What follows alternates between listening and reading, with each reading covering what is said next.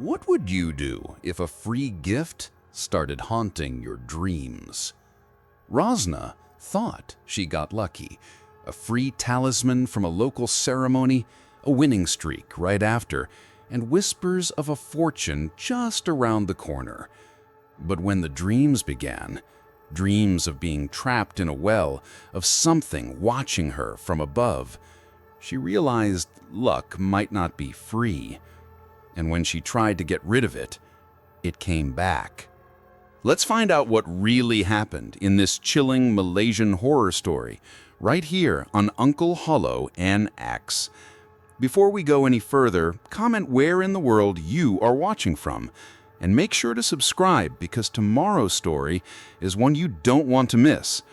Don't forget to subscribe and turn on notifications because next week's story, it gets even darker.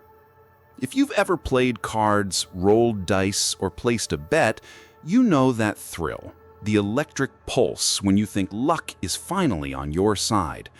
For some, that feeling is just a game. For others, it's a lifestyle. Rosnah was one of those people.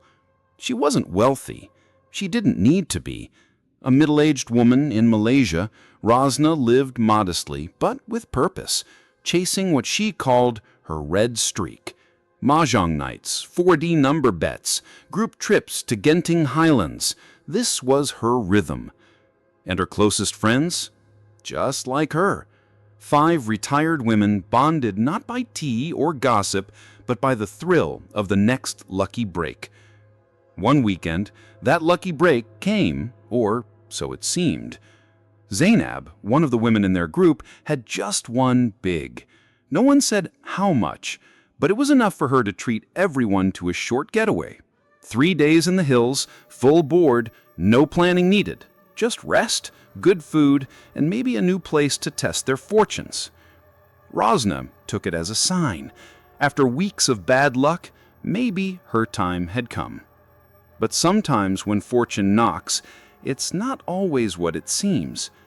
That trip was supposed to be a simple vacation. What happened instead would haunt Rosnah until her final breath. And the object that started it all? A small red talisman, handed out for free at a ceremony no one was supposed to attend. On the second evening of their trip, as the group relaxed over dinner at a small hilltop resort, one of the local staff approached their table. He was young, polite, and chatty, the kind of guy who'd strike up conversation with tourists for fun. Zainab asked if there was anything interesting happening nearby that night. The young man paused. Well, there's something, but it's not on any brochure. That sentence changed everything. He told them about a small spiritual ceremony happening deep in the hills. Not at a temple, not a tourist spot. It was more of a local thing, a rare ritual conducted by a reclusive spiritual man who didn't advertise his services. The man had a reputation, the staff member said. People came to him when they were desperate for change, health, wealth, forgiveness. The 5 women, all fueled by curiosity and maybe a bit of superstition, exchanged looks. Why not? Zainab shrugged. It's not like we have anything better to do tonight. They asked the young man for the location. He hesitated, scribbled something on the back of a receipt, and handed it over. No signs, just follow the road until it ends, then walk. That night, the 5 women, without their tour guide, without a driver, squeezed into a local taxi and gave the driver the vague directions. He didn't ask questions. In fact, he didn't say much at all. The road narrowed, then turned into gravel, then into mud. Eventually, they had to walk. The forest around them thickened, cicadas screamed, the path seemed endless, until they saw a faint glow. It was a wooden house, small and weather-worn, tucked between trees. Dozens of sandals sat outside. Inside, the space was tight, dimly lit by oil lamps.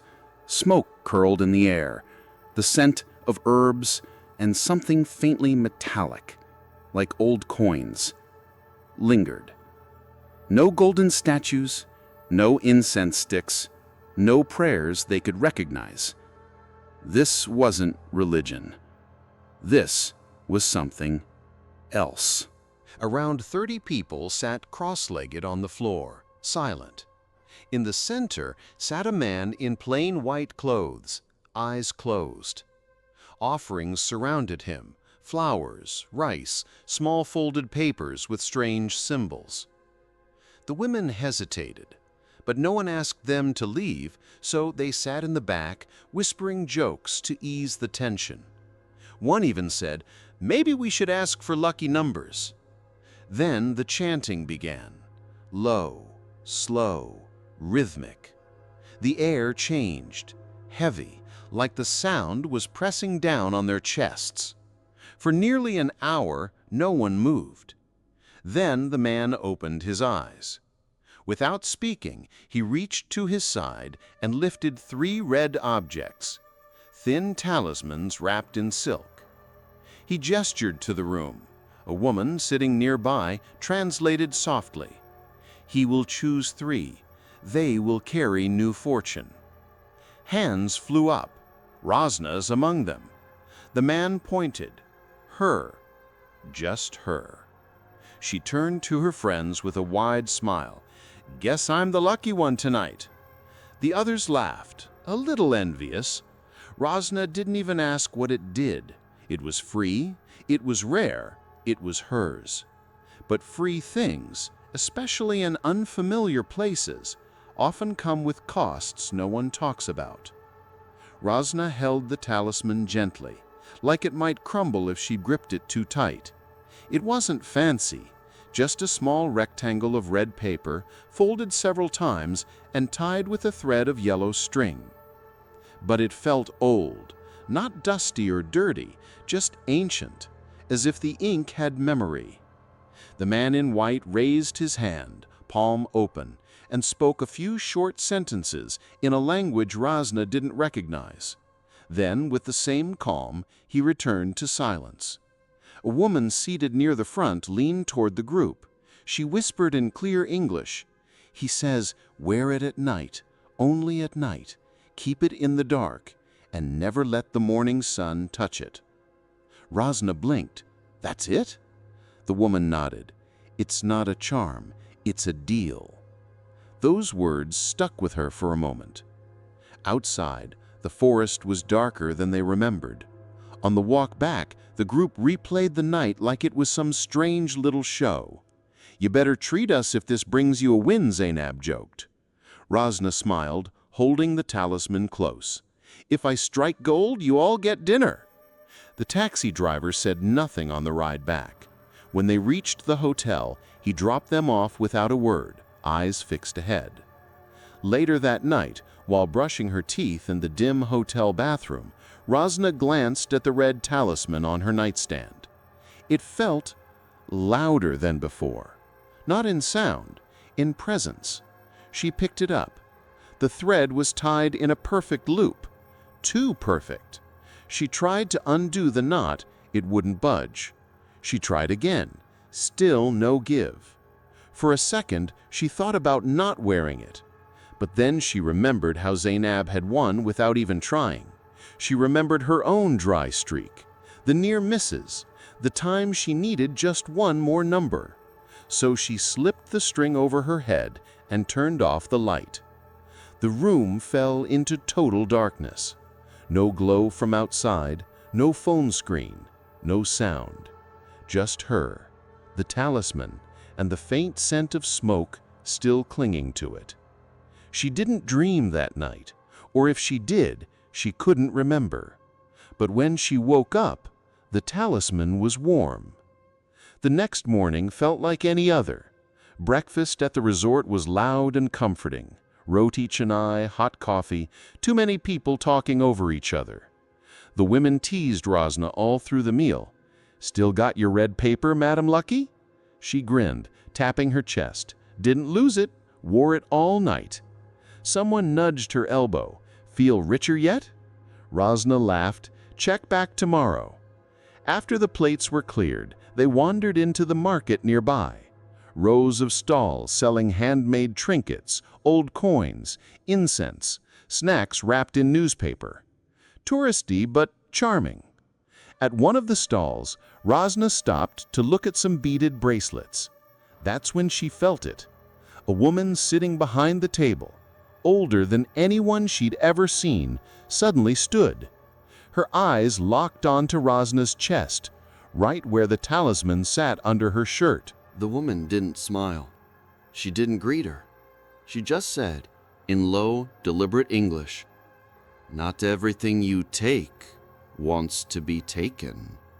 Rosnah blinked. "Excuse me?" The old woman didn't repeat herself. She simply turned away, sat back down, and stared at the ground. Rosnah looked at her friends, confused. "Did you hear that?"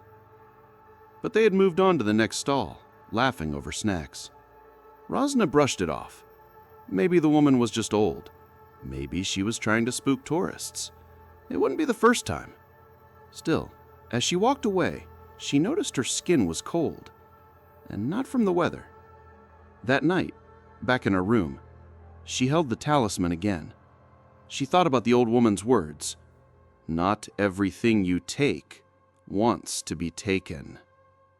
Then, another memory surfaced. Something the woman at the ritual had said. "It's not a charm. It's a deal." With who? Rosnah shook the thought off. This was probably just some old local superstition, twisted into drama for effect. She wasn't scared. She'd been around enough religious shrines, temple blessings, even Chinese mediums during Lunar New Year to know the difference between real and fake. This was just exotic entertainment. And besides, what harm could a piece of paper do? She turned off the light, slipped into bed, and drifted off. Somewhere in the distance, a dog howled. She didn't expect it to work. She wore the talisman again the second night. Same way, same routine. Lights off, total darkness, no chanting, no prayer, just her and the silence. And the next morning, she won. It wasn't a jackpot, but it was enough. One of her 4D bets hit straight. A rare occurrence. The payout wasn't life-changing, but for Rosnah, it felt like a message. The women cheered when she told them, "Your red paper's got magic!" Rosnah played it cool, but deep down, her chest swelled. Maybe the ritual was more than just a show. Maybe this was her turn. That afternoon, they returned to the market. And just for fun, Rosnah tried her luck at one of the little games, a coin toss stall hidden between vendors. She won 3 times in a row. Zainab raised an eyebrow and said, "Are you hiding a horse show in your bra or something?" Rosnah laughed, but her hands were trembling slightly. Not from fear, from adrenaline. Back at the hotel, she kept glancing at her bag where the talisman was tucked inside. She wasn't sure why. It was just a folded paper. But it felt alive. A little too warm. A little too present. That night, she wore it again. This time, she lay in bed staring at the ceiling longer than usual. There was a ringing in her ears, a faint pressure in the air, like the moments before a thunderstorm. She closed her eyes. Sleep didn't come easily. At some point, she wasn't sure when, Rosnah opened her eyes again. The room was pitch black, but something had changed. There was a sound, faint, right by her ear. A whisper.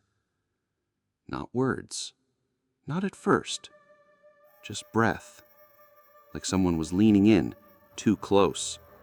She sat up fast, reaching for the lamp. The light flickered, then came on. The room was empty. No one outside, no footsteps in the hall. The door was locked. Rosnah stared at her reflection in the mirror across the room. She looked off. Her eyes looked too alert. Her skin paler. She laughed it off. "I'm probably just tired." But that whisper had felt real. It hadn't come from inside her head. It had felt intimate. The next morning, she didn't tell anyone. Not about the whisper, not about how the talisman had left a red imprint on her chest like it had pressed itself into her skin during the night. She went through the day pretending everything was fine. And that night, she wore it again. Because luck had arrived, and she wasn't ready to let go. The third night was different. Rosnah followed the same steps. Talisman over her neck, lights off, alone in silence. But this time, she didn't drift into sleep. She dropped into it. The dream didn't start like others. There was no soft entry, no blurred images, no fading in. It was just darkness, thick, wet, pressing. Then, light, faint and distant, like a coin tossed down a well. Rosnah realized she was lying on her back, eyes open, staring straight up at a circular patch of sky. She couldn't move, couldn't speak. The air felt humid but cold.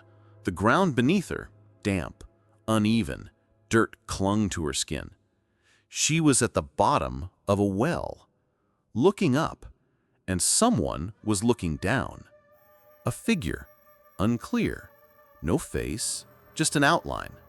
Sometimes it looked like a man, sometimes like a child.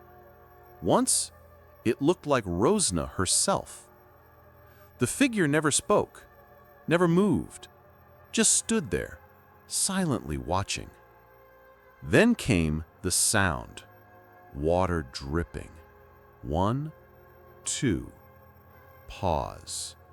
1, 2. Each drop echoed like thunder inside the stone cylinder. The light above began to shrink, slowly, like the sky was being closed off, and just before it vanished, the dream ended. Rosnah shot awake, heart racing, drenched in sweat. She stared at the ceiling, waiting for the panic to fade. It didn't. She told herself it was just a dream, a strange one, yes, but still a dream. But when she stood to go to the bathroom, her feet were damp. The floor was dry, but her feet weren't. She didn't sleep again that night. The next day, she avoided naps. She forced herself to stay awake, kept a TV on, kept the curtains open. But her body was tired. Her eyelids fought back. That night, the dream returned. Same well, same position, same figure staring down. Only this time, the face began to shift. It formed eyes, not human eyes, too large, too wide. They blinked once, and Rosnah felt her chest tighten. She couldn't breathe. She woke up gasping, clawing at her throat, alone, drenched, shaking. Her friends noticed. Zainab pulled her aside that morning. "You look off. Are you okay?" Rosnah forced a smile. "Bad sleep." She didn't mention the dreams, not yet. But every time she closed her eyes, the circle above her got smaller, and the figure clearer. Something wasn't just watching her. It was waiting. It wasn't just the dreams anymore. Rosnah started feeling it during the day. The first time was at a convenience store, standing in line to pay for a bottle of water. She felt a breeze, cold and misplaced, like air conditioning from the wrong direction. Then came the whisper. Not words, just the presence of breath, right behind her right ear. She turned. No one was there. She paid and left, palms sweaty, trying to laugh it off. Maybe she was just tired, sleep-deprived, stressed. But it happened again. At a traffic light waiting to cross, someone muttered something she couldn't understand, low and sharp. Except she was alone. Then again at home, folding laundry. Her hand paused midair. The talisman, now kept in her drawer, vibrated ever so slightly. Not visibly, just a subtle hum in her fingertips when she touched the fabric near it. Her friends noticed her silence. She wasn't joking anymore. Her laughter, once loud and unapologetic, had faded into half smiles and empty nods. Roz, come on, what's going on with you? She shook her head. Just bad sleep. But Zainab wasn't convinced. Did you ever take that red thing off? Rosnah didn't answer. Because no, she hadn't. She told herself it was harmless, but deep down, it felt like taking it off would be worse, like it would notice. Then came the scribbles. One morning, she found strange symbols drawn on her bathroom mirror. Circles within circles. Lines radiating outward like cracks. She tried to wipe them off, only to realize they weren't drawn in marker. They were drawn with her own lipstick. The cap was still off, her fingers slightly stained red. That night, she set up her phone to record her sleep. In the morning, she played the footage. At 3:02 a.m., the camera showed Rosnah sitting upright in bed, eyes closed. Her hands moved in the air, slow, methodical, drawing the same symbols. She didn't remember any of it. She deleted the footage immediately. Zainab called again. Please, Rosnah, tell me you're okay. Rosnah wanted to respond, wanted to ask for help, but she hesitated because the presence, it was closer now, not watching from afar. It was in the room, right behind her. Rosnah finally decided it had to go. No more excuses, no more whispers, no more dreams, no more drawing symbols in her sleep.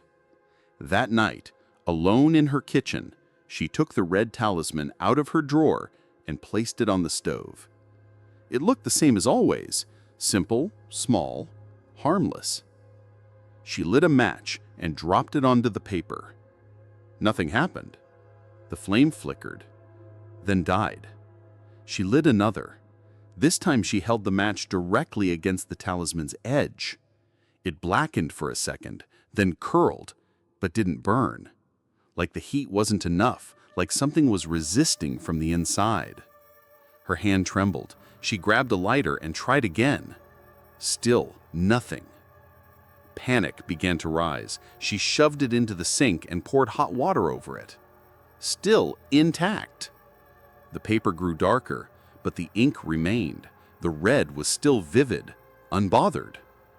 In desperation, she tore it with her hands. It ripped, but the pieces moved. They didn't flutter like normal paper.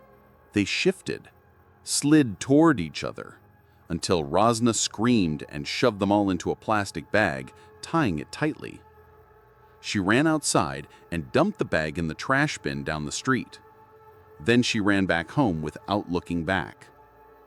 That night, she didn't sleep with the talisman. For the first time in days, she felt free. No whispers, no dreams. She woke up the next morning feeling okay. Until she opened her closet. The plastic bag was inside, dry, untouched, sitting on top of her laundry basket. Rosnah backed away slowly. Her knees gave out. She slid to the floor, shaking. She called Zainab. Her voice cracked. It came back. Zainab didn't ask what. She didn't need to. I need help, she whispered. Please, I think something followed me home. Zainab didn't hang up. She didn't question. She promised to find the man who'd brought them to the ritual in the first place. I'll call him. I'll make him talk. You're not dealing with this alone. But Rosnah already knew. Whatever had started that night in the woods wasn't going to let her go. And now it was inside her home, inside her room, inside her. Rosnah didn't leave her room for 2 days. Zainab called, messaged, even came by the house, but no answer. Finally, on the third morning, Rosnah picked up. Her voice was flat, hollow. I'm going back. I have to undo it. Zainab didn't ask what changed. She was just relieved to hear her friend again. She made arrangements immediately, contacted the same local who had introduced them to the ritual, booked a flight for the very next morning. She even promised to go with Rosnah. She wouldn't let her face it alone. That night, Rosnah packed. She folded her clothes neatly, wrote a list of numbers on a piece of paper, her usual lucky combinations. She also scribbled something else. A circle, surrounded by lines, a shape resembling an open well or an eye. She taped it to the inside of her suitcase. At 3:03 a.m., the hospital cameras captured what happened next. Rosnah had been admitted earlier that night after fainting at the airport. No injuries, no fever, no clear reason. She had simply collapsed mid-sentence. Doctors found nothing wrong. They kept her overnight for observation. She was placed in a private room on the 9th floor. The footage showed her sitting upright in bed, not waking, just sitting. Her hands slowly rose to her throat, and then she began to squeeze. No tension, no violence, just steady pressure, as if following invisible instructions. She showed no signs of resistance, no struggle, just silence. Her face turned pale, then blue, her eyes locked on the ceiling. When the nurse found her minutes later, she was still sitting upright, frozen, gone. The official report was baffling. No signs of strangulation, no bruising, no obstruction. Her lungs were clear, her brain activity normal, until it wasn't. Respiratory failure of unknown origin, the file read. But one detail never made it into the report. A nurse swore she saw something drawn on the wall beside the bed, faint, like it had been traced with a wet finger. A circle, just like the one on Rosnah's suitcase. She turned to wipe it off, but it had already disappeared. Weeks passed. Rosnah's death was quietly ruled natural, though no one really believed it. Zainab tried to follow up with the man who had introduced them to the ritual. He had disappeared. No number, no address, no trace he'd ever worked at the resort. The rest of the group stopped meeting. The usual mahjong sessions were canceled. The kopitiam where they used to gossip felt hollow. A seat was always empty. But the story didn't end there. About a month after the funeral, the woman who cleaned Rosnah's house, her part-time maid, collapsed in the kitchen. She had been quiet for days, claiming she couldn't sleep, that she kept seeing shadows move in her mirrors, that she kept hearing water dripping when the faucets were off. When she fell, the paramedics found something strange tucked into her apron pocket. A folded red paper, old, wrinkled, tied with yellow thread. No one could explain where it came from. She didn't gamble. She had never traveled. She had no contact with the other women.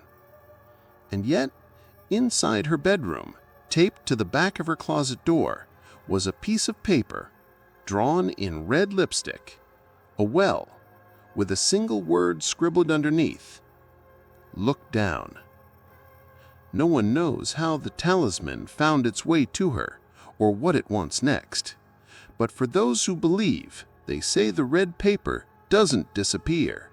It just waits for the next person who's desperate enough to believe in luck and willing enough to take what isn't freely given. Not all curses come wrapped in shadows. Sometimes they come in red silk, neat, beautiful, free. This story forces us to rethink how we define luck. When we reach for something, be it money, status, power, what are we willing to overlook? Whose warnings are we ignoring? Rosnah didn't believe in spirits. She believed in numbers, in chances, in timing. Like many of us, she just wanted one break, and when the universe seemed to hand it to her, she took it. But some offers come with small print, and some gifts want something in return. In many Southeast Asian belief systems, spiritual objects are never just souvenirs. They can be vessels, traps, or invitations, and the moment you accept one, you become part of something much older, much darker. The real horror here isn't the ghost, it's the idea that you might never realize when you've made a deal you can't break. So before you take that free charm or that mysterious talisman on vacation, Ask yourself, is this gift really for me, or is it looking for someone like me? If you made it this far, thank you for watching. If this story left you looking over your shoulder tonight, you're not alone. So here's what I want to know. Would you ever wear something that came from a ritual you didn't understand? Let me know in the comments below. And if you've ever had a dream you couldn't explain, or if something strange ever followed you home, share it. You never know who else has seen the same thing. Like this video if you love stories that make you think twice. Subscribe so you don't miss next week's tale, and hit the notification bell because the next one is already watching.